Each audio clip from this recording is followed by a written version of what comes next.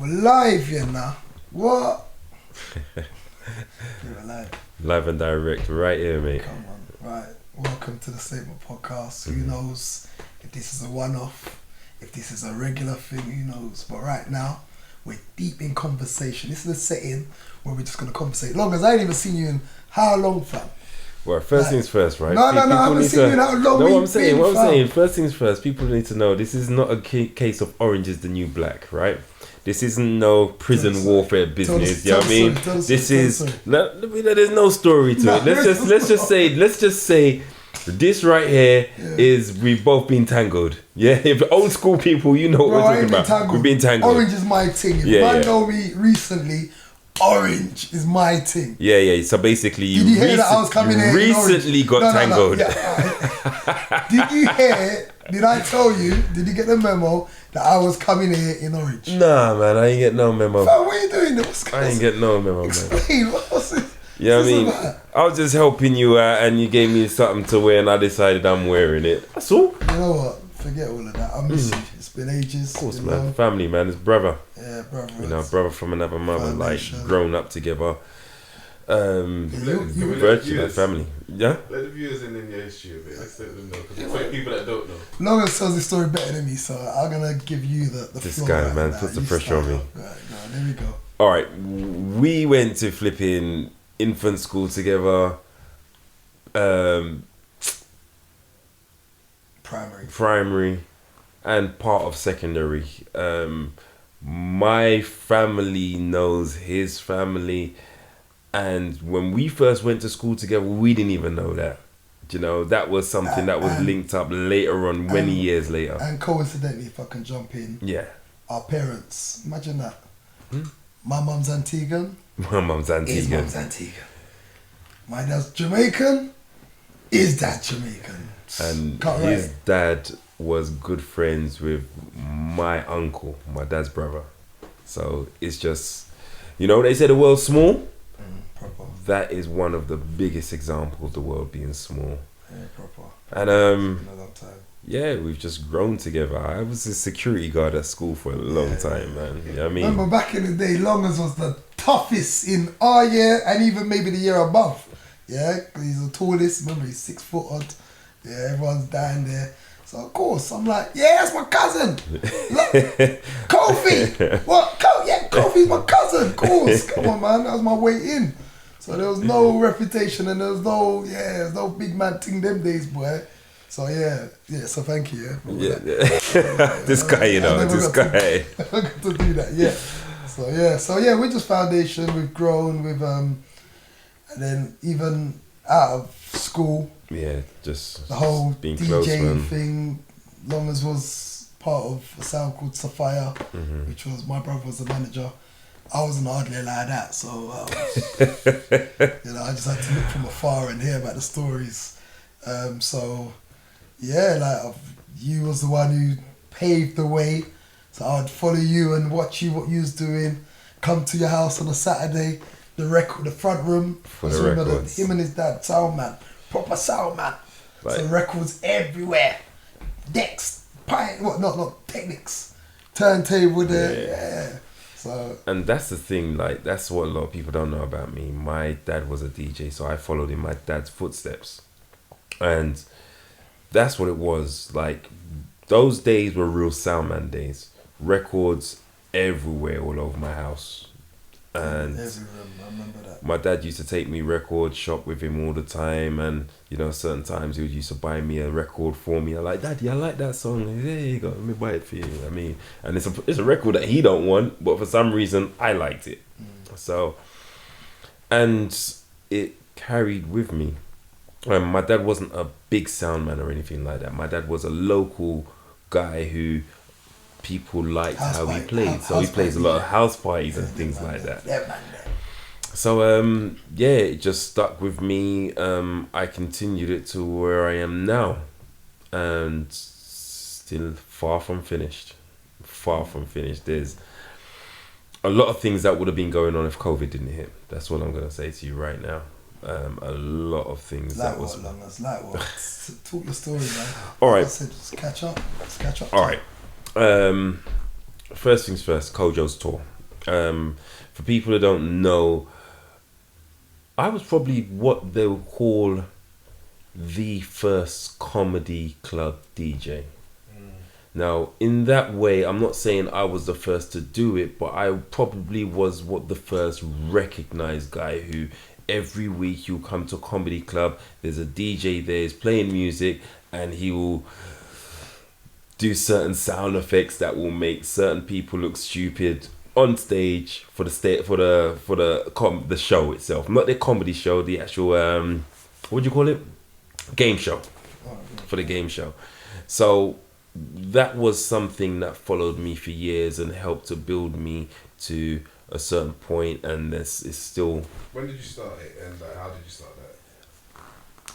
All right, I couldn't even tell you when I started it, but it's. Give us some of the like the venues and you know a bit. Of okay, so Kojo was a brethren of all of us.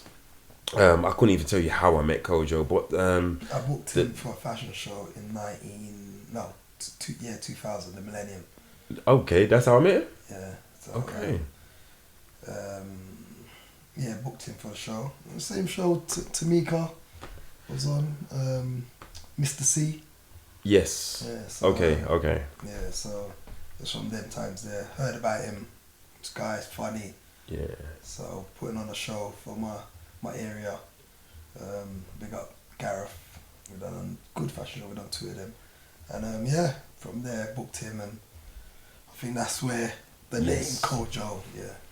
So at the time, Kojo actually had a different DJ, and all of a sudden he would call me up a lot and was like, "Yo, Longers, we DJing out today?" Okay, cool, blah blah blah. You come down. We DJing out today, Longers. He'll come down, and then all of a sudden he stopped working with that DJ. A DJ called TNT, R.I.P. DJ TNT, aka Trent. I think Trent was moving away, or he was moving on to do something else, and I was the first person he called to be his new DJ. Now that took me through the Corks days. For all those who remember Corks nightclub, it's no longer there in the West End. It took me through the MTV based Kojo Comedy Funhouse days, and even beyond that. So through the whole Britain's Got Talent thing where Kojo was on, the domino effect of that was a tour. Kojo's touring the whole of the UK, and it was also supposed to go on to tour certain parts of the world, and yeah, COVID missed out. So can we rewind a little bit and give us people a little information on GEnts of GCrew initially, and how that started, because that's how I first remember you guys from. All right, we was just somewhere, or we were playing out somewhere, and just randomly we were all in the same place, DJing the same place, and we was like, yeah, no, we should link up again and, you know, do this a bit more often. Yeah, we can be a crew, innit? Yeah, we can be the green crew. No, we're gonna be the GCrew. And just something that we just stuck with. As stupid as it sounds, we stuck with it. And over the years, we thought to ourselves, like, GCrew does sound a bit thuggish, and that's not what it's supposed to mean, because none of us were thugs. None of us were even roadman or anything like that. So what we did was we had to kind of think of a new name. I think it was you that come up with the name GEnts, right? It was just branding, like, yeah, we just thought it was a time where venues were all in the city now, so the whole philosophy has changed. It's no longer going to an event in your trainers and a nice looking tracksuit. No, it was trousers and shoes that went clack clack clack, like church shoes. You can hear them from down the road. So it was that kind of new movement going on. So we said, right, this whole GCrew thing, we've got to slowly drop the GCrew thing, the whole crew, because remember there's so much crews as well coming out at the time. So what are we, that as well? No, we're not. How are we gonna separate ourselves, you know, and just look a little bit different on a flyer to them? So so I think between us, you're saying it's me, but I think it's between us. We just thought we need to drop the crew and let's turn it into entertainment because we're entertainers. So we shortened it and we just said GEnts and tried it. Wait, it was actually G Entertainment for a second. It was. Yeah. But then that again just looked too long, looked odd. We said shorten it, so we called it GEnts. So I had my birthday with Mr. Play, big up Mr. Play, in 2003. It's called the Ice Cream Factory. Big up Silk as well. He's the director of the shit there. So we had a dance in Citizens you remember? Yeah, I know. Yeah, South. Can't remember where in South. Yeah, I don't know. Wandsworth, yeah. Wandsworth. So I had the dance 2003, and on the flyer we actually put GEnts, and that was the first time the word GEnts was on a flyer.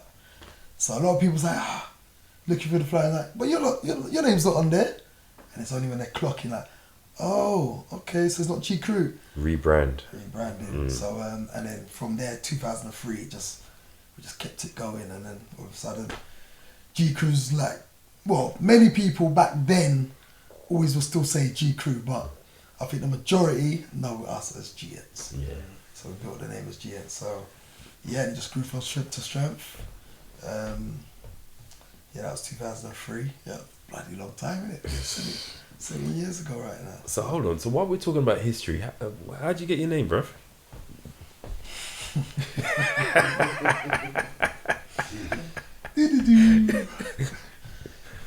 Well, alright. So as we said, rewind a bit. Was playing for the sound called Sapphire.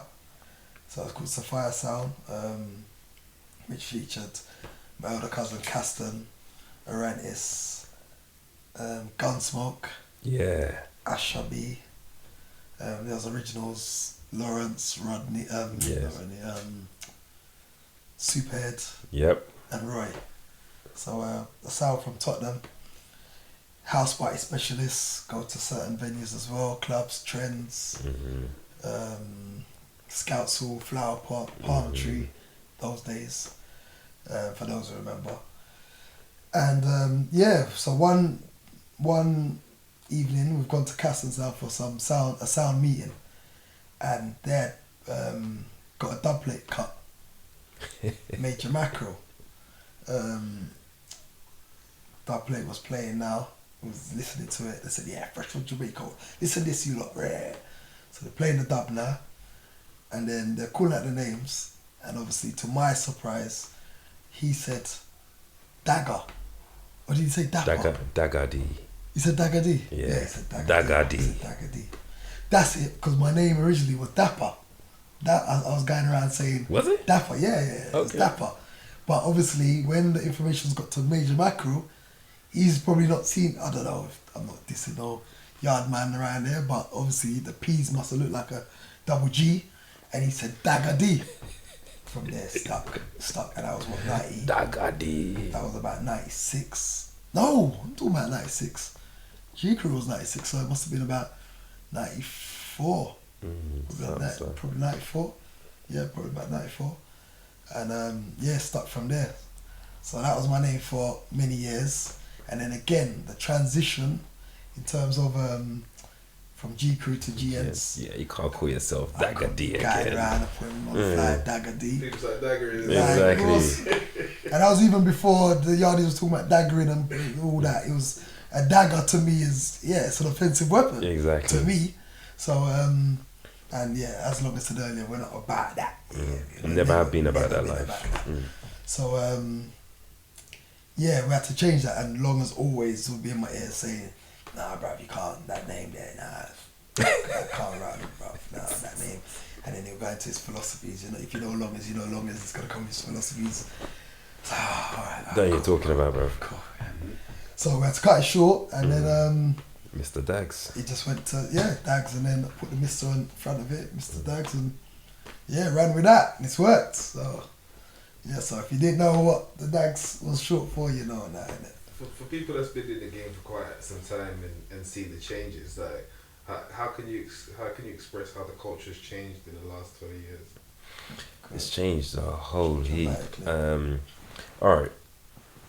First things first, the culture back in the day was a lot more sound culture.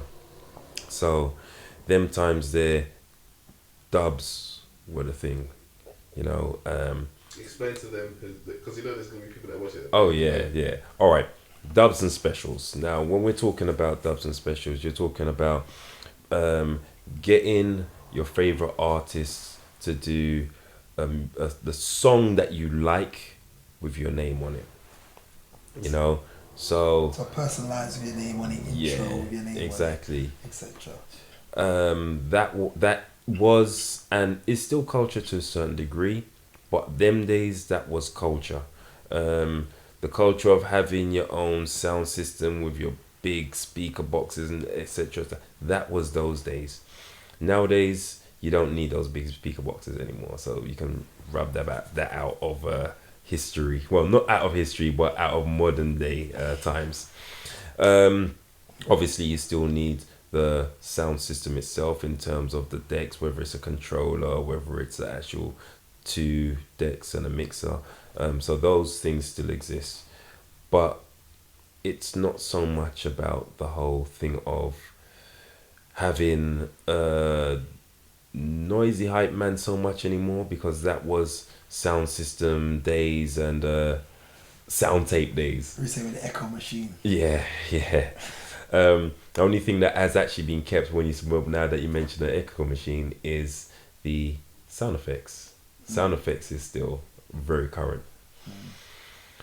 And now it's a lot more about skills on the decks to a certain degree, because But you say you have a lot of people who nowadays that's why I said to a certain degree, because you got nowadays it's a lot more about being a personality who has 10 million billion followers. That's it.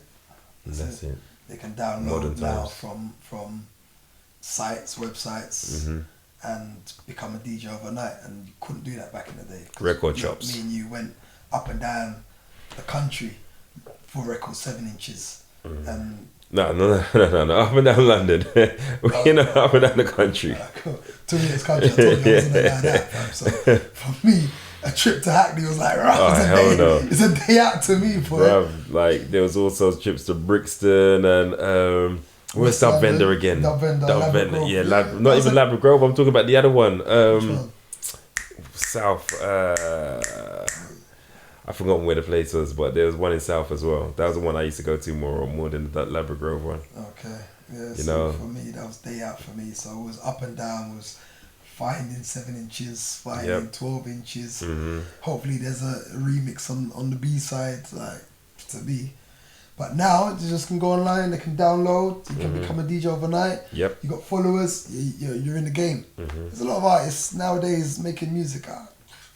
For me, this is not art. Do you feel like without having the record shops, the rave scene suffered? No.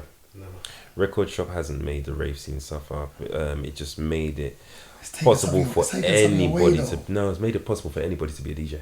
Yeah, which is diluted. It's blatantly dilute the game. Frustrating. I think one of the first things that diluted the game was the whole change from records to MP3s.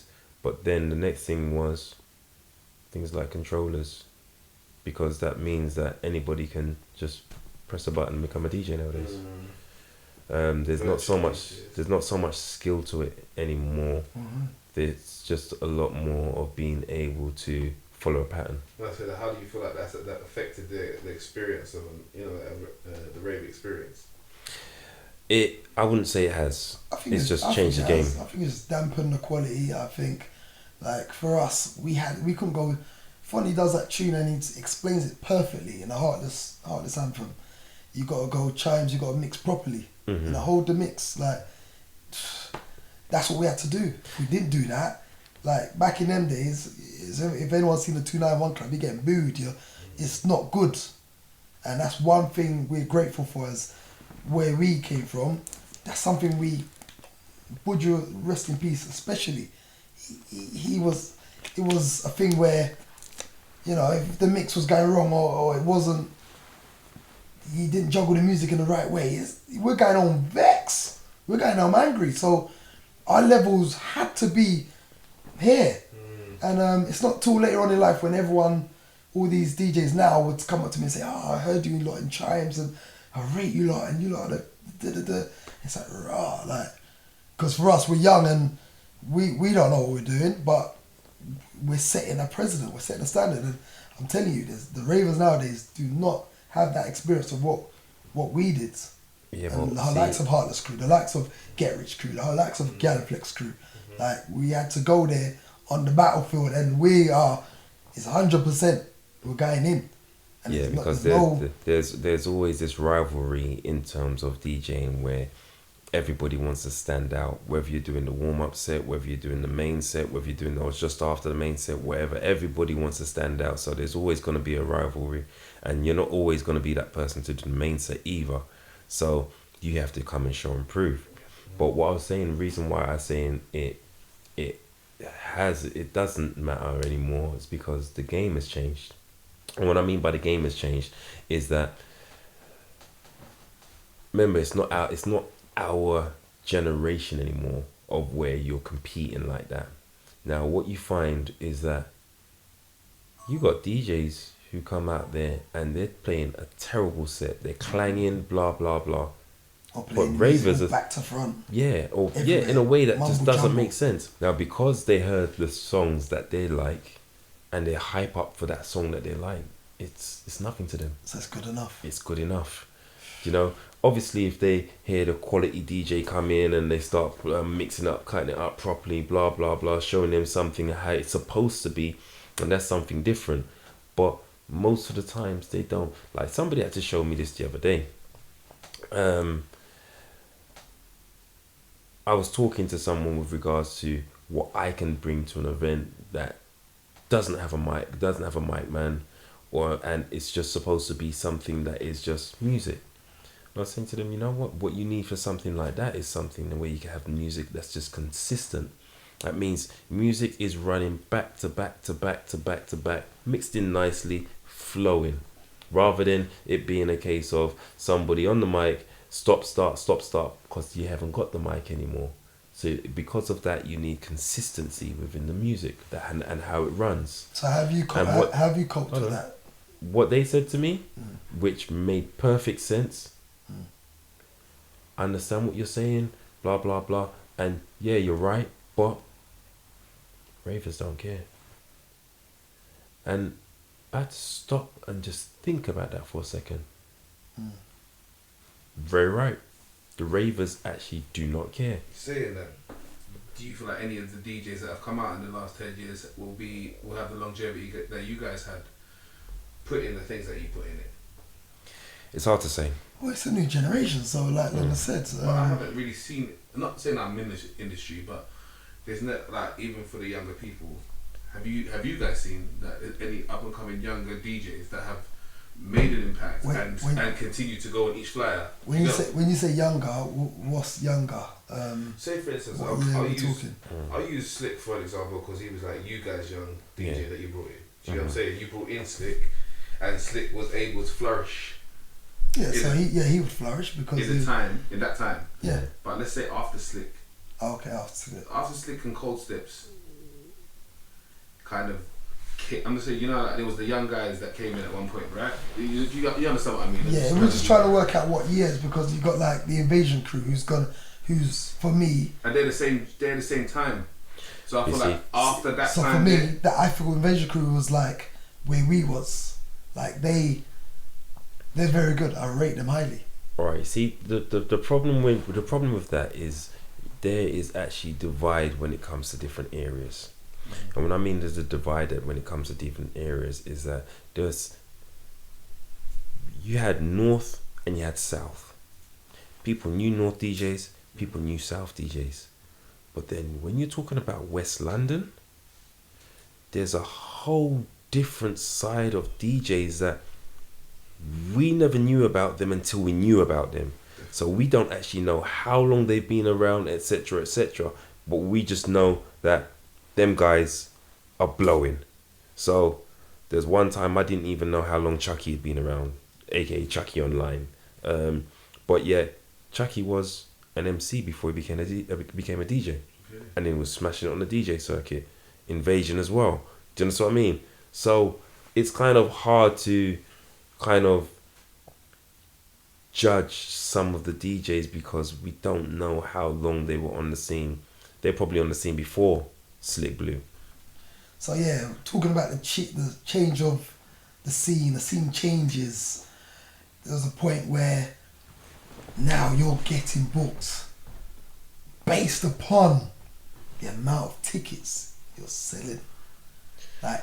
Don't get me wrong, I was one of those promoters. I'm never gonna sit here and lie and say, nah, I wasn't on that. I don't believe in that. But it's the fact. It's the truth. I hate that part of the of that era of DJing. We done a big event, groundbreaking event called Cocktail. Yeah. There was me, Longers and Squeaky on my side, and then we joined Elliot and Days.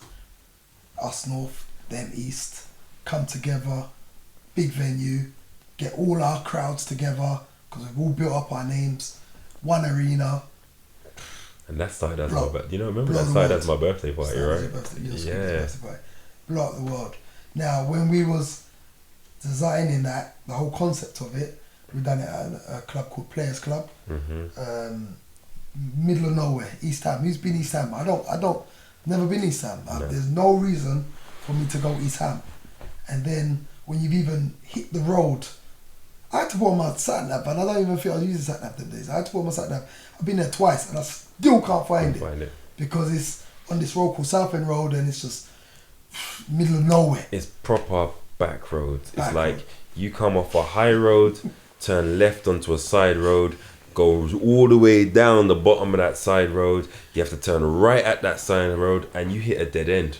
So based on that now, when we're constructing the lineup in the meeting, and we have to now, do a big checklist, do a big short list, massive short list. There's a part you missed off of that. We actually had a sponsor for what's it called it? We had Alizé sponsoring. Them days you didn't have much sponsored. We had Alizé sponsor like maybe about 5 of our events. We did good with that. Yeah. So I just remember the lineup. That was the biggest challenge of all because we've got to decide that amount of hours of the rave. You can't have all these enough DJs because there's not enough time. So I think it boiled down to quality. There's got to be some quality, but I think it also boiled down to how much tickets are they going to sell because this venue's big. Yeah. And was paying for the venue, having the bar, so it was a lot of the expenses were high. So I think I was guilty of that. It's not a good thing because I think that kind of is the introduction of messing up the industry and the levels because come on, we should be like now if I'm doing a dance now, I'm not basing it on ticket sales, I'm the promoter. I'm the person that's going to bring everything to the table. I don't need you to sell nothing. If I add you on an Instagram story, which wasn't like them days, if I add you on an Instagram story, just share it for me. But I'll do the rest. But back in those days, we're printing 500 tickets. We're saying, right, you have to 200 sell. to the DJs. I'll just fry that figures. Right, 200 to the DJs, and we're giving them 15 each. And we're expecting them to sell. If you don't sell, boy, there's a chance you might even be booked for the next one. That's wrong. But you know what? The funny thing about that is you got certain promoters that if you ain't sold those 15 tickets, then and you've only sold 2 tickets, that's your money. And that wasn't how we worked. If I did that to you, wasn't how we worked. It wasn't me, but I was part of it. I'm part of the conspiracy. I'm sorry, because that's poor. That's disrespect. That's poor, mate. It should be down to the quality. Should not be down to the amount of tickets you sell. But that's all part of the game, innit? It's all part of learning. It's training day. And I'm putting it out there now, yeah? Cocktail reunion is coming. Yeah, he did say that. Cocktail reunion is coming. He did say that the other day. Do you feel like this whole can you I know I'm skipping a bit, do you feel like this pandemic has given the raving scene a bit of a reset, but in ways? 100%. It's a major reset. 100%. 100%. The first. Let me start. Go. I got some tight people that you tell them a ticket is £25. Nah, they're not paying it. There's, oh yeah, I'm on it, but they're not paying it. They're not even interested. And I'm telling you, from this pandemic, tickets out here at the moment, £25. And when I mean, if I say I'm going somewhere and I put it out there to a certain amount of people, the money's in my account in 10 minutes. Wow. And that, for me, little or small, that is a change of mindset right now, because people want to go out and they know that £25, boy, that could be the price of two raves. But you know what? I don't even know when I'm gonna get another chance to rave. So you know what? I'll pay that £25. And think of it, that's at a time when people don't even have £25 to be raving, you know? So I definitely think there's some aspects of it, the hunger of people wanting to go out, maybe they're spending. I just think definitely it's going to have an impact. So when it opens back up properly, do you feel like it's you like the We same need way? to. We're missing a part here. Go on. The part that we're missing is how it's changed. And that's a part of how it's changed, but then also the other side of how it's changed is the social distancing part. And that's the part that is irritating, because you've got a 500 capacity venue, for example, that's got maybe 200 people in it. So because it's only got 200 people in it and everybody's supposed to stay in their certain areas, Yeah, the bubbles. that rave looks like a failure. So any pictures that you're gonna see from a certain angle and you'll see like it looks empty.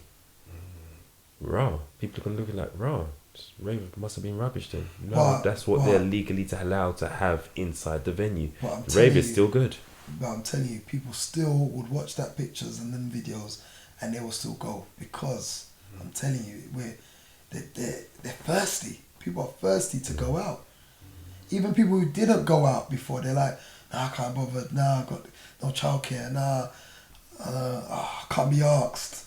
Nah, they're on it. Even those people, they're on it. They're on it because we're thirsty. It's all right having the option to want to go out. When you're told you cannot go out, It's a total different thing. different argument. Yeah. So, People are rebellious, man. That's all I can say about that. Yeah. You know, if you tell people they can't go out, they want to go out. Tell people they can't eat, they want to eat, even if they're not hungry. Yeah, I'm telling you, it's definitely got had an impact, and it's going to cause an impact. But what my next point is that promoters, we have to come together and learn from this, because back in the day when I first started raving, my first raves that I was going to that wasn't a house party. Let's talk about raves that you're looking forward to going to. Was jungle raves. Mm-hmm. So you was with belongers, we would go to jungle raves. And back in those days, and we're talking 92, 93, it's £22, £17.50. And we was paying that. Yeah. So why all these years, the whole of our career, our tickets are £10 and £12, and people still moaning? Called habits, isn't it? It's just habits. It's more than habits, because it's a case of they expect you as that local person to be doing it for a certain price, but then it's like having a gap between what's big and what's small. So you can't be doing something that's big because they know you. It's just a way of mentality. Prices are gonna go up. Oh yes. Yeah, the prices. I'm not saying £25. I'm not saying that on camera. I'm not saying that, but $32.50. are gonna go up, and we've got to But said $32.50. because what we provide is quality. And now that people are thirsty and ain't got it week to week now, parties are selling out in Minutes. in 2 days. Yeah. 16 hours. So right now, like it's a time where everyone's got to respect the craft, respect what we put into these parties, what goes on behind the scenes that you don't know, and just put a value to it. And our value is we're charging the £20, because that £10 thing is yeah. £10 thing ain't paying for that. So I think there's definitely going to be changes, and I hope the mindset of all of us as promoters, DJs come together and come together and do something big. That's what I was about to say. Let's do Wembley. When Wembley. everything does open up again, there has to be a sense of unity. You know, there has to be a coming together. There's like this thing of everybody fighting against each other for the one part is just that has to done. That has to finish. Otherwise, we ain't learned nothing from this pandemic. And it's like, obviously, there's been a financial hit on promoters and DJs, and do you feel like, obviously, on the other side of this, they're gonna be able to really recoup once everything's back open? The ones who put on quality will be able to continue to push that quality simply for the fact that they're known for quality parties. Do you think that, again, I'm saying that, you know, that the damage, the hurt that they felt in their pocket, you feel like it's gonna be, you know, like double. Mm-hmm. So like, what maybe if everything just went normally this year, you kind of would have made your money or did good, but now people have been held back, like you've just explained, and everyone's thirsty for raving. Do you think, as much as there's been a holdback, it's gonna work out on the other side, basically? That's one that's hard to say, because you have different levels of mental capacity.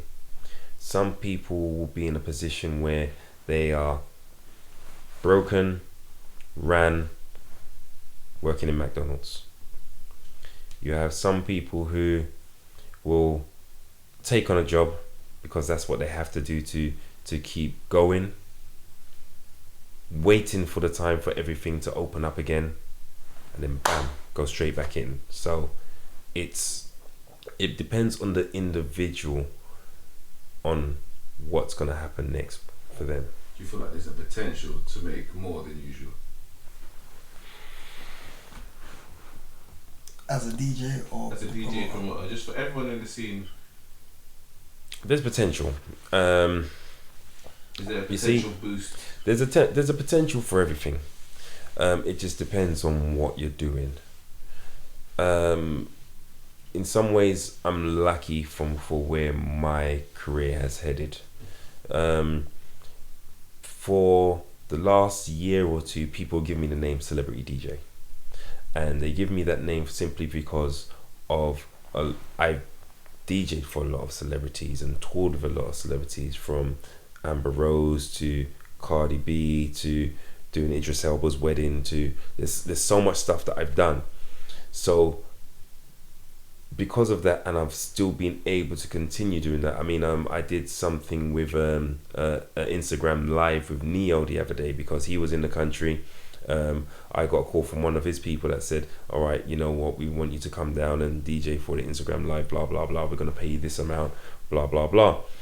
So because of that, like I'm a person who's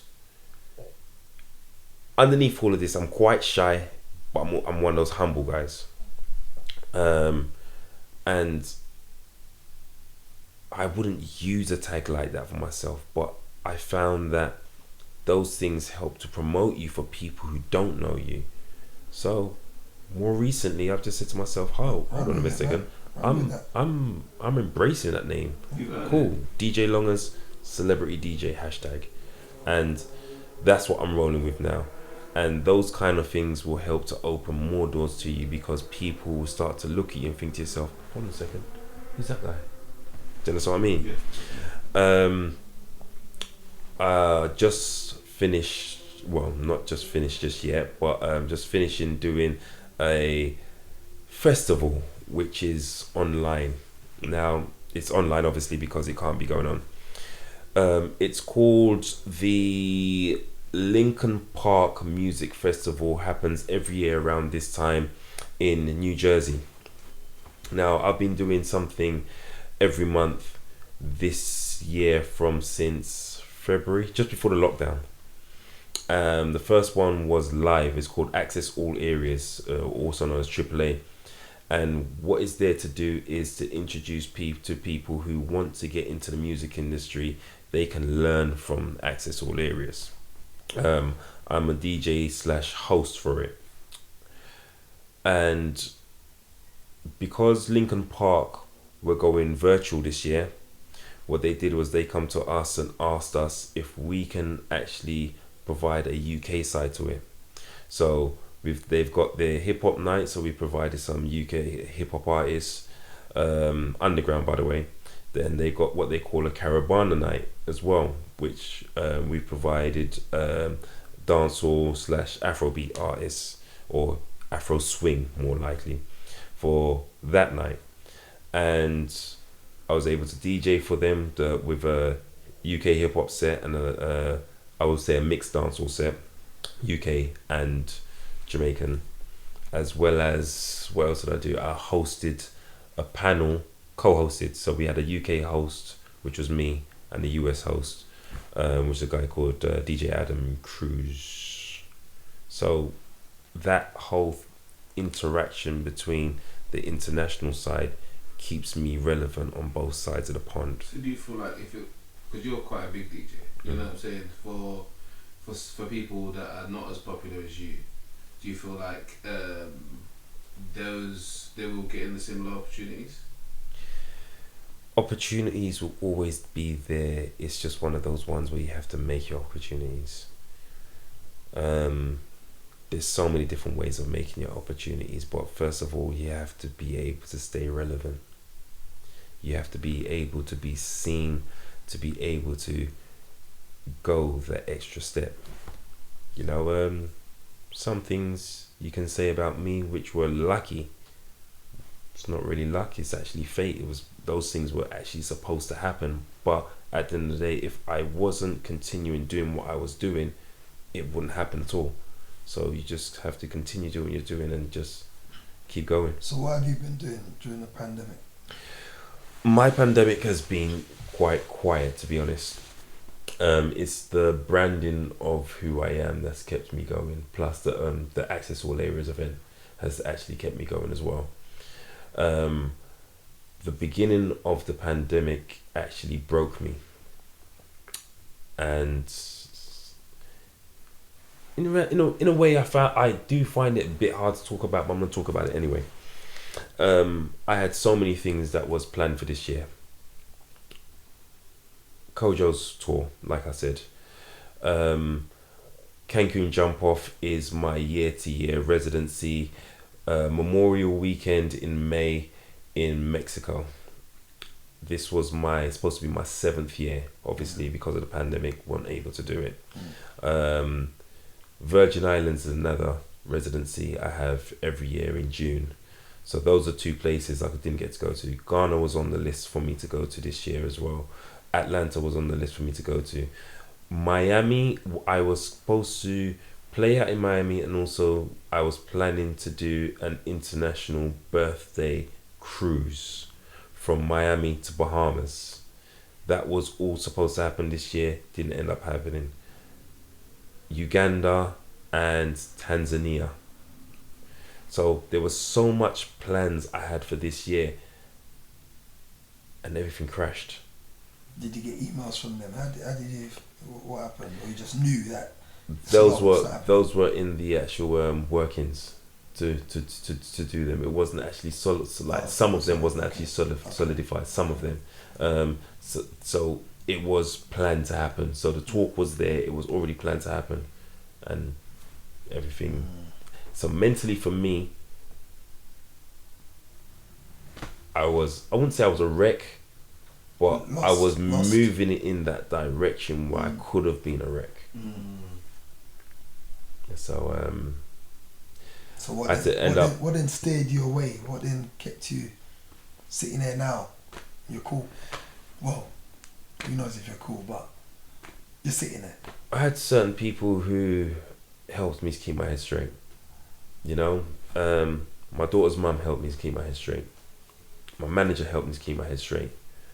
My daughter, you know, there was certain people around me that kind of checked up on me, but then I'm a person who I don't speak very much. So because I'm not expressive like that, I would speak to you and you wouldn't even know what's going on with me certain times, because I don't talk about it. Gift and a curse. Yeah, but I know you, so I know from what you say and Yeah. the conversation, how it's going, I already know. There's some, yeah. So I will just throw things at you, Mm-hmm. say, keep going, da-da-da, and you probably don't even know that's what I'm doing because I know Yeah. what you're saying without saying it. Yeah. So basically, I had to get back into work. I had to find myself a full-time job. Well, I had to find myself a job, and just to keep my head above water, to make sure I have money, per se. And yeah, we're still not over it yet. We're still, it's a work in progress because we're still in that pandemic area. No. How do you feel like it's affected? Like again, do you feel like what parts that were removed from people's lives do you think that were the most key? Well, you see, with the DJing side of it, the pandemic has totally, well, almost totally taken away their work. There's very few club days / nights going on. Right now, there's no club nights at all. So, Brunches. yes. So, in reality, the DJ side of things has almost been wrecked. What about the Insta Lives? What do you think of them? Insta Lives, great, but not great. They help the brand, like you were saying, but not with. Well, you see, it helps to keep you out there, but numbers wise, there's only 1 in 10 that's really going to be getting those numbers, and that person who's getting those numbers is somebody who is a massive name brand. You know, Yeah, but surely then they must be getting new followers because you can reshare the story. no, what I'm saying with regards to that is the whole live Instagram video is so over polluted that you're my favorite DJ, I'm your favorite DJ, you're the favorite DJ. So I like all of you guys, but you're all on at the same time. Who am I going to listen to? And that is the problem with the whole virtual DJ right now. It's so overpopulated that they don't know who they want to listen to. And yeah, they have to share it. The Zoom parties. Zoom parties were something that was a replacement for 5 minutes. Yeah. Now, Zoom parties are virtually non-existent because of that same reason. No, I think as well because people have had a taste now of going out. They've had the taste of going out. Nobody wanted a party in there. Yeah. Why are we gonna go back to a Zoom party now and pay money? Because remember, the aim of it, the long-term goal, was to start charging on Zoom. It wasn't just to some people were. do freebies. Yeah, and there's been transactions over Zoom. I know this, but I think nah. There was a little period where, all right, it's the next best thing. Let's go on to that. It was like House Party. Remember House Party, the app? That at the start, oh my God. I downloaded the app and that was popping off and that was Oh, you downloaded that? Yeah. I didn't even download it. I was on there for about four weeks and then after that, nah, wasn't for me. Made the decision. Just like Insta Lives, like for me, the moment we started writing down, meet you at the bar, what you buying, what you getting, I'll get you a double, this or that and that and this and that. Oh, I've got my, come over to the corner, I'm not going toilets in a minute. From all that was happening, that was it for me. Like I lost my head. I think I even had a little hangover the next day because I really got into it. And then the next day I just said, nah, this ain't me. I'm looking at a screen. I'm not even looking at the DJ now. I'm typing. I'm waiting for someone to reply back to my comment. I'm typing again because he said, yo, Dagz. I said, nah, this ain't for me. And then for me, I started writing a book. I got my laptop out and I started getting creative. To like what you said, like when your mind's, you're losing yourself, you're a bit lost. They're saying we can't go out, they're saying we can't work. So all these things I've got kids to feed, like, huh? So for me, I just started writing. I just had to express everything off my head, and it was therapy. It was nice. It was like I'm now talking about, like what we said earlier, infant school. I'm talking about junior school. I'm talking about the transition of move from Wood Green moving to Palmer's Green. I'm talking about my parents getting a divorce. I'm talking about my first car. My dad buying me a whip, and he knew I don't have no license. Like, are you sure that? Well, and I know I can speak to him to get the keys for the next week, and we can all drive in that car to Chimes. I can pick everyone up and drive to Chimes like the big man. I forgot about that. Yeah, come on. No, I'm talking about the fact that you used to go and speak your dad to go and get the keys to the car. Yeah, I forgot about that. And then end up driving his work cars. Like, it's all.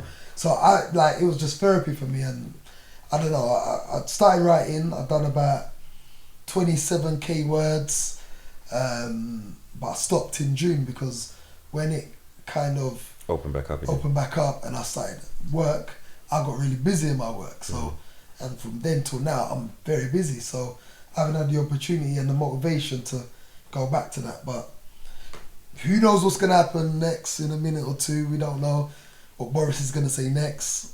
You know what? The side that I missed out, you just reminded me of. The other side of it that kept me going as well. I got properly into meditation. Oh, is it? Yeah, I was doing a lot of meditating, which just helps to just relax me and calm me down.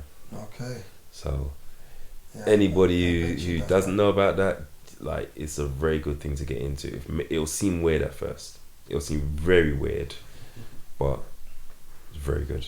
Yeah. Once you get used to it. Yeah, so that was my therapy. And yeah, work, very busy.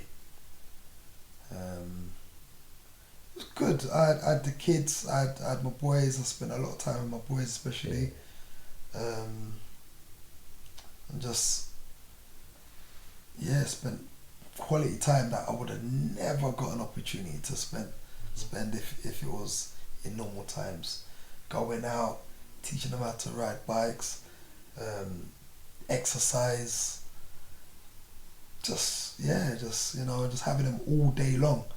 So feeding them, bath time, prayer time, bedtime, so yes.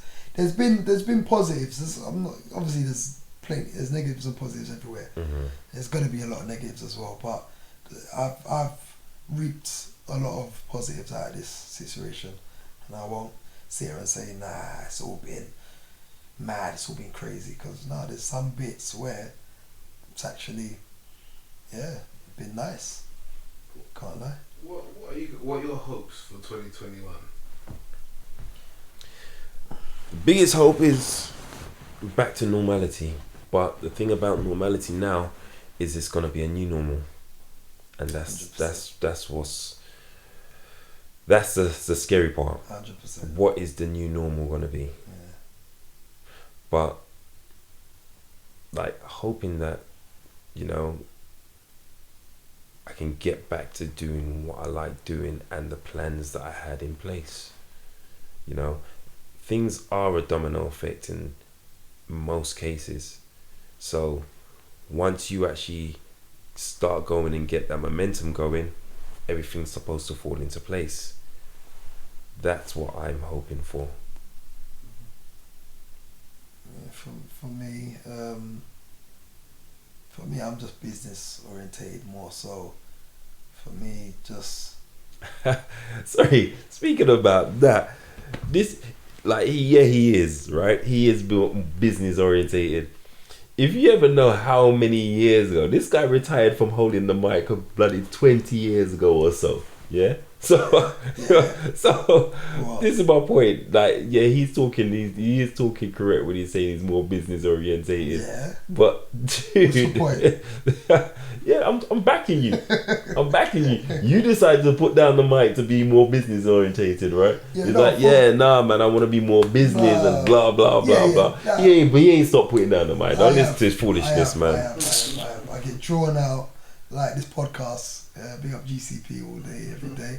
But Yeah, no, I done it the other day. I was overwhelmed by it. I was called to do a live, Insta live for oh god, they're gonna kill me. 24 for 24. 24 for 24. Yeah, lovely. So they were doing a showcase for the youngsters, so the under 14s. My nephew is 16, so I managed to speak to Conspiracy and get my nephew in, who's 16. Realist T. So didn't know what to expect. Not picked up the mic for how long. I did. Exactly.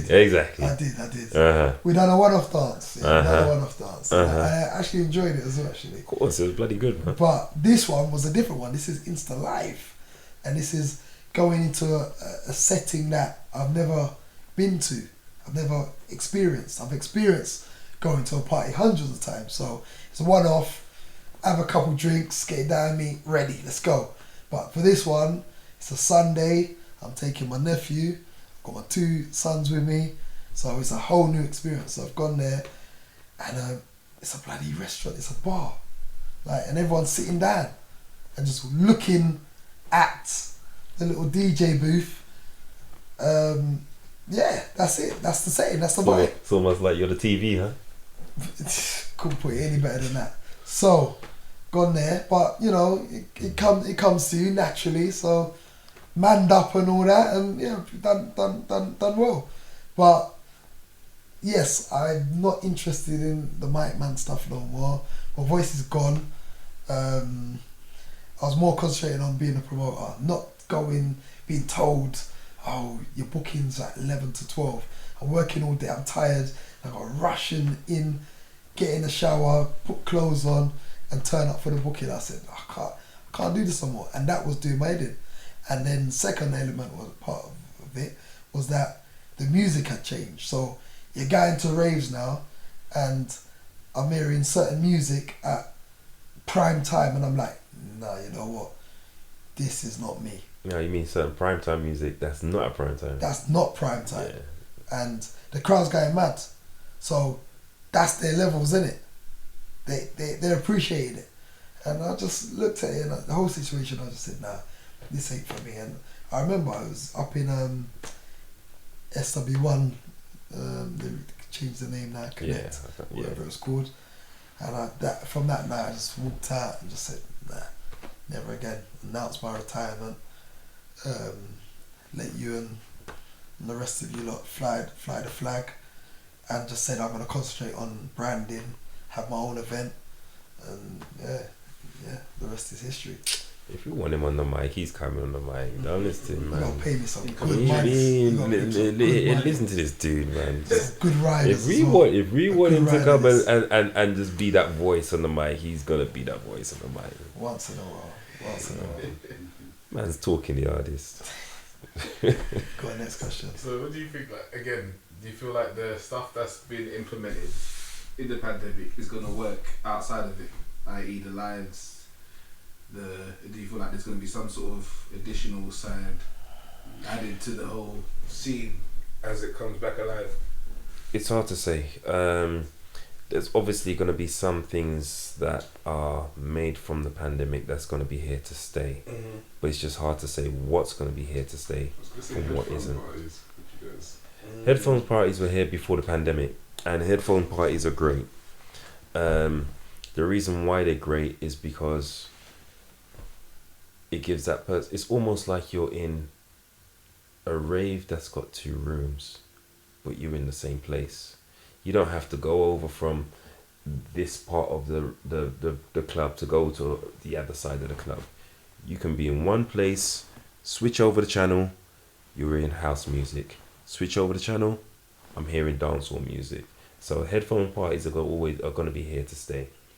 It's a bit weird, but you know when they're listening to you because you have 2 channels. You have red and you have green, I think it is, something like that.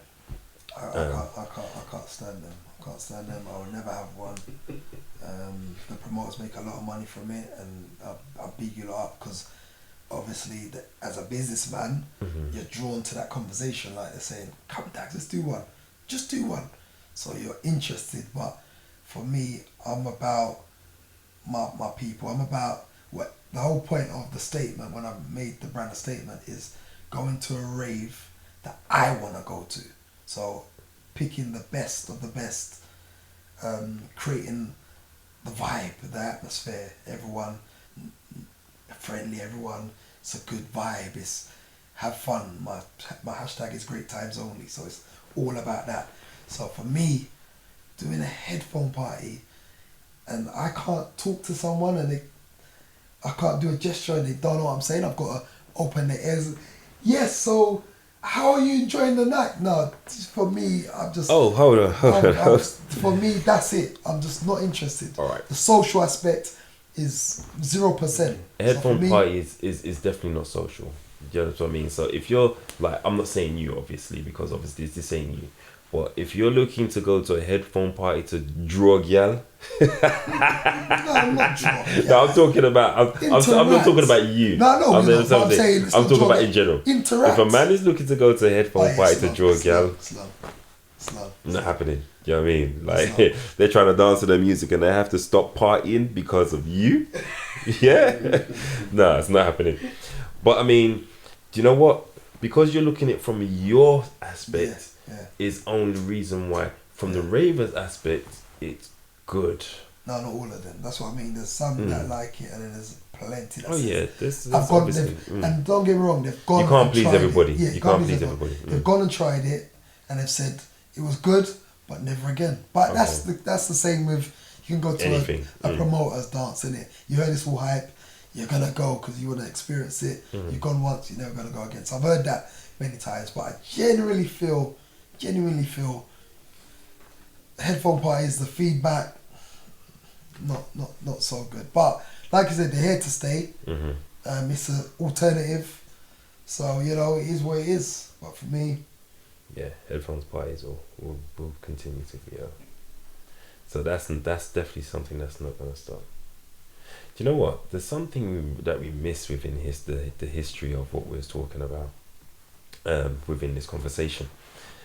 And because of who we are as DJs, as GEnts, blah, blah, blah, as DJ Longers, as Mr. Dagz, there's certain things that we couldn't see, but was right there in front of us. Now, you probably know now, Dagz, but at the time you never really saw. Do you know the amount of mic men that wanted to be just like you? Yeah. You lot are pioneers of this thing though. And what the thing is, because of the way we are and how we are, we never saw that. We didn't know that. We just doing what we're doing. So even with some of the people who used to come to us and say to us, yo, blah, blah, blah, blah, blah. As far as I'm saying, yo, long as you know what I mean, you're the best DJ around, blah, blah, blah. Oh, you lot are messing around, man. You're playing around. It's one of those situations where obviously, I never saw it myself at the time as well, but there's a lot of people who learn from Dagz. Do you understand what I mean? And they will come out and say, this was the guy who flipping created my DNA. Do you understand what I mean? One of the biggest, most consistent, entertaining mic men who will actually confirm that is Cappuccino from Big Business. Yeah. Big mic man. Big mic man. And he will tell you that this is a guy who he learned and got part of his DNA from before he took it to the next level. And there are many more MCs / mic men out there who will tell you the same. So yeah, it's humbling to know that. One of the main reasons I think this was important, Dagz will tell you, is because I don't feel like there's no one telling this story. Okay. Well, that's the reason why we're here, to do this podcast, to tell the story, because if we don't tell the story, then it's going to get lost. And there's going to be many more episodes where we can add history of different stuff, you know what I'm saying? It's good that you said that as well, because for me, that you guys definitely was, for me as a promoter watching you guys, was... You have to watch this pattern because you lot had it to, you know what I'm saying? So everyone's watching how you lot are doing everything. So when you're doing it, you don't realise it. You don't even get to feel it 100%. But all the people around you and all the people you've affected over the years, But what it is the other side of it is you have certain people who are way into their own hype. We are we were a collective who were very much alike to a certain degree, where we didn't get hyped up about our own things. Now, give you a big example. This was me, like, a lot. I would come out of an event saying to myself, played shit, man. Didn't like it. I played rubbish. But everybody else raved. Everybody else partied. Everybody had a good time. Dagz, man, I played shit. But I'm walking away and I'm vexed. Bare times, like, proper vexed, because all of us. like, as far as I'm concerned, this wasn't great. Yeah, same there. You're passionate about it. But we was very humble. We cared about our craft, innit? Like, that's what I said earlier. We cared about our craft. So for us, like, you have to smash up the dance, man. Yeah. I remember when we invented the sneaky, and I get onto DJs, and I still, if I jump on the mic once in a blue moon, if it happens, and a DJ mixes too quickly, like we're in a yard dance, like, I can't stand it, like, not when I'm performing. So Loggers used to do it. He used to trying to be like Usain Bolt, like, quick, like that. Slow. We're good. Bolt, you know. We got this under control. Mm-hmm. So he'll. It was one night in Chimes. We played a tune. I think it was a Foxy Brown Baby Sham tune. Then Longers went to mix the next song before a punchline of this song. Because I'm a man. Before his punchline. Before my punchline. Because I'm a man. As a mic man, you've got to be the one inspiring. They're looking at you. Although the DJ's doing it, the mic man still is a key factor. Because I'm the animated one. I'm the one. All the eyes are on the mic man. So I'm the one who's going to be turning it down and letting them sing along. I'm the one who's interacting with them. So if now my attitude or my personality, so when the big part of the song comes, I'm gearing you up for that big part. And if you don't like that big part, I'm going to make you like it, because I'm gearing you up to that zone.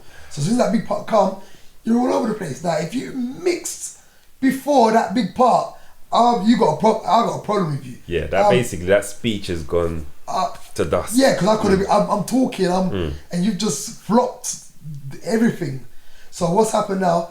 Long as I mix it, but the crowd, because of the next tune is still a banger, the crowd's responded. So what I've done, I've flipped it back, because he's flipped it to the new song now. So I've flipped it right back to the original song for my part. The crowd now is got even more hyper, because they thinking it's deliberate. Like, you've just done I haven't got to that big part yet. The mic man's hyping me up for the big part. He ain't got to the big part. He's playing the next song, the next banger. I've gone mad, and then I flipped it back to the original song. So now what's happened is the dance is crazy now. Everyone's gone wild. Do you know how lucky he is for that? You know how lucky. All right, let me tell you how lucky he is for that. Because, like, no. You understand what I'm saying, isn't it? You understand. Man's got rhythm. Let me tell you why you're lucky for it, right? You're lucky simply for the fact of, I'm the DJ, right? So while I'm DJing and I flipped it to that side, I'm now gonna stop that tune, and all of a sudden that tune's back playing, and I'm like, hold on a second. Yeah. So you're lucky I haven't actually stopped the tune before it. No, I can see, I can read that someone's gonna do a madness. You're gonna mess up my part. So you're trying to mess up my part, and it's not gonna work. So he's done that. I flicked it back. Crowd's gone mad. I've all whirled up that song again, I called it the sneaky. And then for years now. Oh my word! And that's the other side of it. He found a way of, I don't care, luck. Yeah, he found, because 90% of the time it worked, but I don't care, it was luck. This guy, I'm talking about record on the needle. I'm not talking about CD now. I'm talking about record on the needle, the needle on the record. This guy done some wheel up where it starts back exactly where it's supposed to start. Doesn't fly off. doesn't start at the beginning of the song. It starts at the part where he wants it, where it sounds great. I learned that from And I'm Tony like, Matter. hold on a second. I learned that from Tony It's Matter. not. He didn't even go like this. Didn't do that. He did something where it just wheels it. It jumps back. I'm just like, what the hell? Spot. Back to the original spot. Mad. And that's... No, back to the right spot. Not even the original spot. No, not original spot. Sorry, the right spot. So that is all part of, you know, the interaction of the mic man, and that is where probably, yes, there'd be people watching that and be like, nah, their chemistry's mad, you know. But not knowing that my man tried to flop me. Hold on. Hey, listen, I'm concentrating on what's on my headphones, right? Like I can hear what this guy's saying. Who's hearing him when I'm trying to concentrate on what song to play next and where to mix it? Like, all I say to DJs and there's like we got it then after that. So after that, it didn't happen because we you know we're playing out. We had a residency at Chime, so this was all practice for us. And it's a learning, you know, it's a learning process. It's not something that come overnight. We didn't. Our sound practice, did we have sound practice? No, we had one turntable. Yeah, and we got just kind listen of to the one-off songs. sound practice, One-off, here and there. But we got one turntable as the main thing, and we're just listening to the records. I'll just sit down and we're just listening, taking in the words and the lyrics, and right, okay, yeah. So you got 5 on that rhythm. Okay, cool. So, but don't probably play 5 because it's a bit drawn out. So maybe do 3. You know what I mean? So there's all that going on. But these are things that we learn along the way, and the chemistry was there. So, and that is GCrew. It was just vibes, it was hype, as long as it was humble with it, so we weren't going out and we're bossy about it. A lot of people know my name and still don't even know what I look like. To this day, oh, you're Dagz. Do you understand? Whereas everyone would know more him. You know what I'm saying? So it worked. It was like it just worked. You know what? There's been a lot of changes in the game though. It's like some people will try to fight this, but I was actually the first West Indian DJ on our scene to be playing Afrobeats. You know, and a lot of people didn't realise that.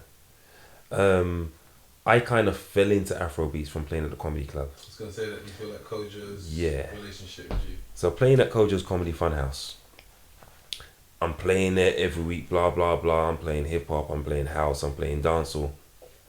And then I had people start saying to me, yo, Longers, when are you going to start playing some Afrobeats, bruv? Play some of our music, man. We want to hear some of our music. Bruv, I don't have your music. Bring some music. All right, cool. So, I think it was Roger, known as Roger the Writer. He was part of the team at the time. He gave me my first CD of Afrobeats, and then Eddie Caddy started feeding me Afrobeats, and then I started getting from like different people at different times. So when I first started playing Afrobeats at the Comedy Funhouse, it was almost like a euphoria where every person in there that was African just came alive. They liked the hip hop, they liked the house, but there was something different when I played the Afrobeats. And it's like, oh my word, I look how long I've been waiting to hear this kind of music up in here. But they're not saying that. It's just their reaction to it. So then cool, I've got Afrobeats now. Then those same people who would usually go to Afrobeats rave are now coming to our raves, where they hear the R&B, they hear the hip hop, blah blah blah, but then they now want to hear the Afrobeats with it. So okay, cool. I had to start playing Afrobeats with our set. Now, if you know the amount of I bet Dagz didn't even like Afrobeats at them time there, like, you know, people around me didn't like Afrobeats, but the point is, people in the crowd loved it. We were playing in certain places where the promoter would say to you, Longers, no Afrobeats. I don't want no Afrobeats. I'm like, all right, cool, no Afrobeats. But then all of a sudden, half of the crowd is Afrobeats. You understand what I mean? I'm playing hip hop, a dancehall, and all of a sudden, like, no, Longers, I want to hear Afrobeats, man. Keep going the Afrobeats. Cool, no problem. All of a sudden, you have a big divide within the dance. Afrobeat people over this side, people who don't like Afrobeats over that side. I would say about the year after, those same people who was telling me that they didn't want Afrobeats in their party were asking me, Longers, have you got this Afrobeat song? Can you send it to me, please? Can you send me some Afrobeats? And that's kind of where a lot of things changed. There was even a time when I used to play a lot of crunk in the clubs. And at that time, I was like, I'd just come back from Miami. And honest with you, I didn't understand the crunk scene before that. But then I'd been told that sometimes with the music out there, once you actually go out there and you feel that vibe of the music, you start to think differently. That's what happened with me. I went out there, loved it, came back here with it. Now I started playing crunk in the clubs, and at that time the DJs weren't playing that. Now this is something that I clocked later on in the game, not actually as it was happening. I didn't realize DJs were actually coming out to where I was playing and saying to themselves, "Rah, I wonder what DJ Longers is gonna be playing today. What new is he gonna give us?" I didn't realize that, but it's something that I actually cottoned onto way afterwards. So us lot as a sound, we was a lot more innovative than we even thought we was back in the day. But like I said, that goes down to us being very humble about what we're doing. Yeah, talking about innovative, you forgot about the DVDs, How to Be a Gent. Oh damn! Yeah. Oh damn! Nobody was doing DVDs in our scene. Everybody's giving out CDs, basically. You know, you go to a club, you're raving, you come outside, man will give you a CD, blah, blah, blah, blah, blah. Was it you that came up with the idea for the DVD? Yes, it was you that came up with the idea for the DVD. So, all of a sudden, he came up with the idea to do DVDs. And in our heads, we're like, what are you talking about? We started an event called How to Be a Gent. And it was a joke that we was running for. How to be a player. Yes. So kind of player for gent. It was an event that we was doing, which was suited and booted. Clack, yeah. clack, clack. No, Proper shoes. Yeah. Proper trousers, blazer, shirt. Proper things. Yeah, you know, tie if you can pull it off. But you know, we did something that was different for the game at that time. At that time, there weren't really suited and booted events for our age group. We went out there and did our own photo shoot where all of us are all, you know, proper dapper up and everything, and that flyer went around everywhere where look at these man there, who they think they are, they think they're something. Yeah, exactly. And we did video, got it edited up, and we gave out DVDs to everybody outside Corks, outside all the clubs. Oh, God, yeah, I can't think of We went West End, we went the hood clubs, everywhere, just giving this out. And yeah, that was something that was innovative. Right, so the DVD just contained footage from dances. It'd be little snippet interviews of us. Mm-hmm. So the cameraman Dagga, big up, would come film us outside. I was doing every Thursday at the time called Thursday Love at Chapel by an Angel. So he'd come outside there, he'd film us, and we'd just advertise the dance. So whatever dance we had, instead of doing a CD, a music mix CD, it's just a DVD. So you go home. Remember, DVD is the one them times there. So get a free DVD. Different. Yeah. So you put it in your machine, and you're just sitting there watching us lot just promoting the dance. Whatever was doing on it, but just promoting the dance. And it would show footage of obviously our previous parties, etc. But yeah, it was just a good look. It was something different. Yeah, I can't say no more than that. Can't say no more than that, really. Do you feel like you're gonna use any of the old school stuff that we used to do coming back into the game when it does reopen again? You feel like you're gonna implement. Have you had time to think about some old school things that you want to implement back in, and things like that? I've contacted. I just want like what we were saying about this whole podcast thing. It's the forgotten stories. It's like put them out there. So I contacted loads of stories.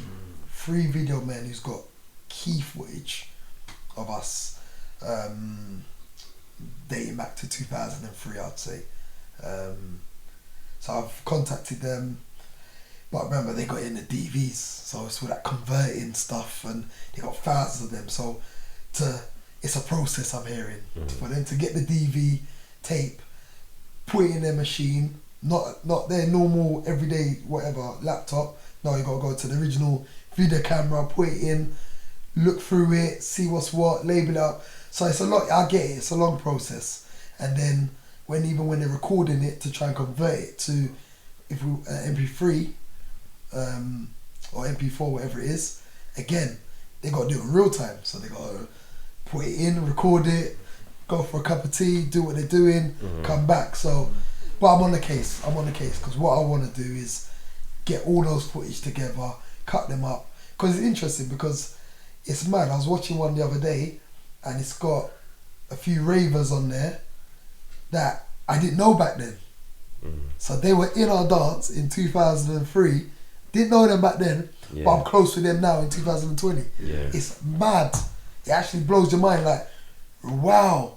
So these people were really following us, and they really do know what was going on. So yeah, for me, I just want to get those videos chopped up, put together, and that's a YouTube, and that's for everybody. It's not just for us, it's for everybody, because you're gonna see yourself on that clip and like, yeah, I remember that. Look at me there, and pause it and put it up on Instagram. So that's what I'm trying to do. So that's all part of bringing the old school after pandemic, and putting it out there. So do you know what? Do you know there's something I forgot? Go on. Do you remember there was a time when I didn't want to be called DJ Longers, and I just wanted to be called Longers? There was just basically, I just felt like there was just an influx of DJ this, DJ that, DJ, and everybody was DJ something, and I just wanted to be just called Longers. That was it. When did you bring it back? I would say I don't even know when. It was like within the last 10 years. Maybe when you've gone solo, maybe. To be honest, I never officially went solo. I just end up doing a lot more solo events, and then things just happen to go that way. But I never officially said, I'm leaving you guys. Just what I mean. So you wouldn't have no choice anyway. Like, he did. You think you got the decision to this guy, this guy. He thinks he's Trump. But like within the last 10 years, I decided to go back to being DJ Longers and keeping the brand as DJ Longers. So when people do put me up, I was like, yo, Brechin, you know what I mean?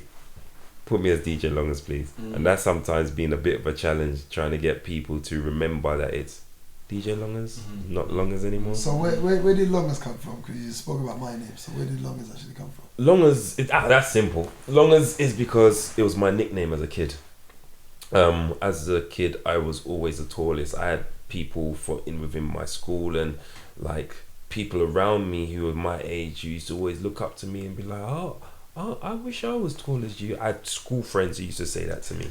And then obviously I just shot up early. Some of them grew late. So people used to just call me Longers as a nickname.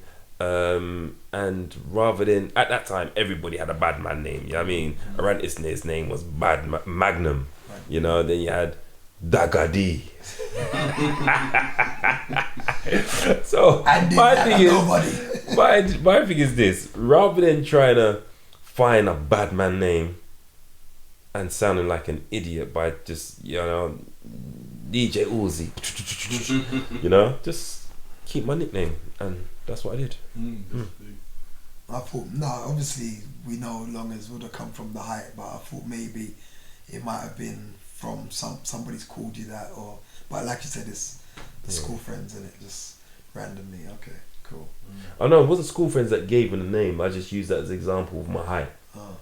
You know, it was just people around the area. You know, Mark and Mampy Mark and all them. They used to call me Longers and blah blah blah. Mark actually gave me. He used to call me 6 foot Dan. And then every time he sees me, he said, Longers, I'm gonna give you put 2 inches every time I see you. It got to 10 foot down and he stopped. Do you understand what I mean? So yeah, that was how I got my nickname. That was how I got my DJ name. Yo, you've just been tuned in to The Statement. Mr. Dagz, DJ Longers, tune in, subscribe. We'll be back soon. Share that, yeah, share that. Respect. Thank you for watching.